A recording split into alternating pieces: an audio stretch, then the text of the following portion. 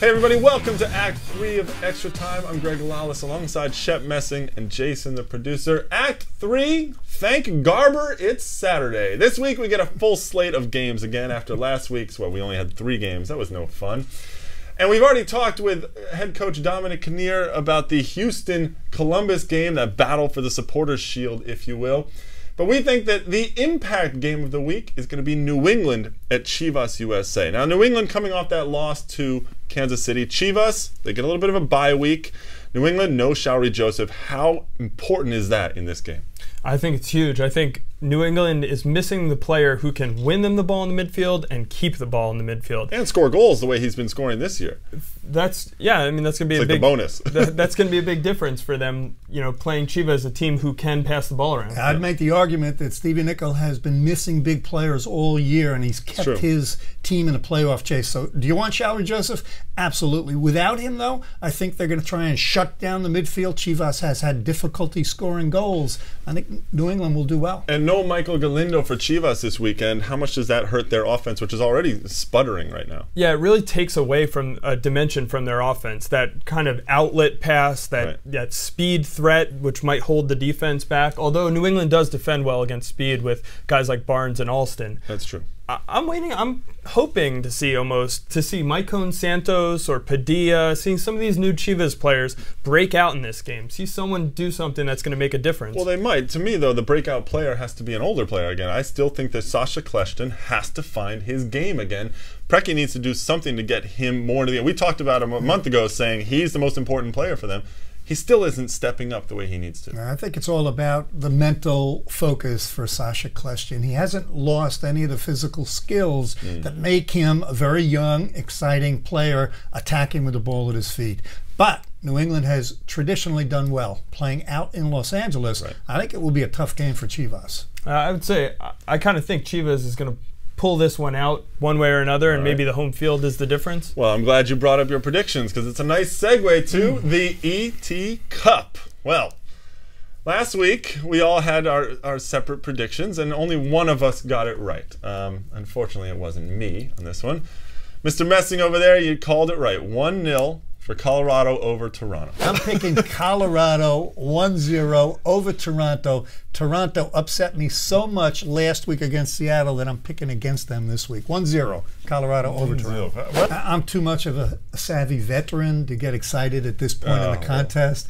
But Connor Casey blasted one on a penalty kick off the crossbar. I was thinking, did Casey do that for you? Just for you. He was thinking about you. After it. Well, let's take a look at the standings right now. Shep is in 7 points. I have 7 points as well, and poor Jason, the producer, looks like he's a better producer than he is a predictor.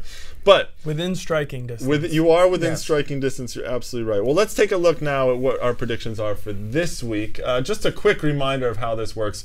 We all pick one game. Any game we want, we predict the score. If we call the game right, we get 2 points. If we call the score right, we get an extra bonus point. So, Shep, we're going to start with you. What do you got for the ET Cup? I'm excited about these games this weekend, and I really had to analyze them, but I'm going with tried, true.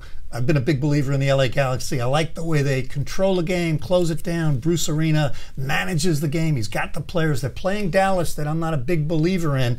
Galaxy at home 1-0 over Dallas. 1-0. What do you think of that? I think you have a tired Landon Donovan coming back from a midweek game in Trinidad. Yep. I think you have Jeff Cunningham on the field for Dallas on a big field against a defense that isn't the fastest. We've talked about it before. They're very well organized.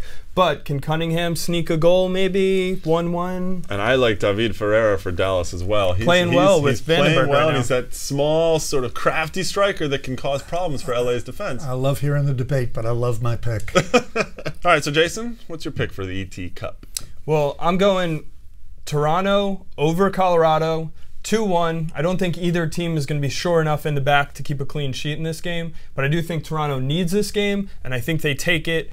Colorado's inability to play on the turf up in Toronto, potentially. There's always Toronto's inability to score, which might be a problem for this one, too. Right? Or to defend against Connor Casey and Cummings, but I like your pick. Hey, I mean, in Colorado, they held Casey to a goal. I think the difference is potentially but they lost. Colorado. They held him to a goal, but they lost. Okay, a home-and-home series, right? Yes.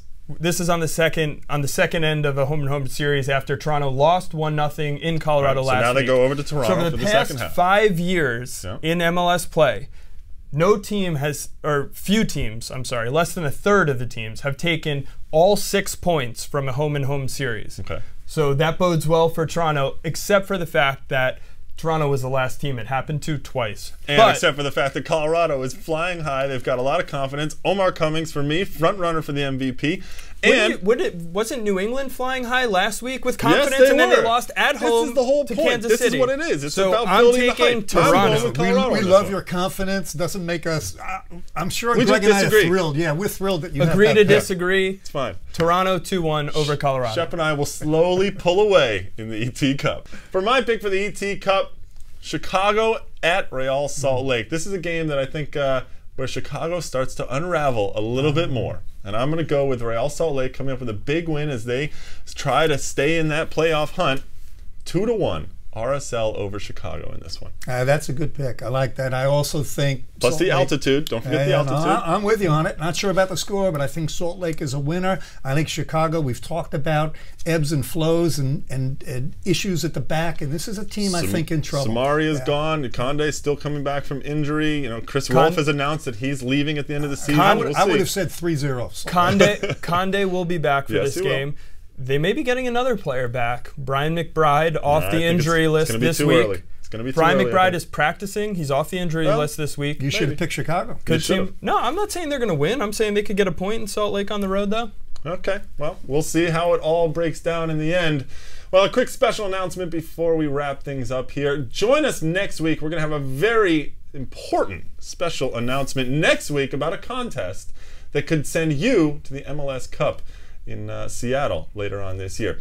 It's all we have for you on Extra Time this week, but join us next week and we'll kick it around.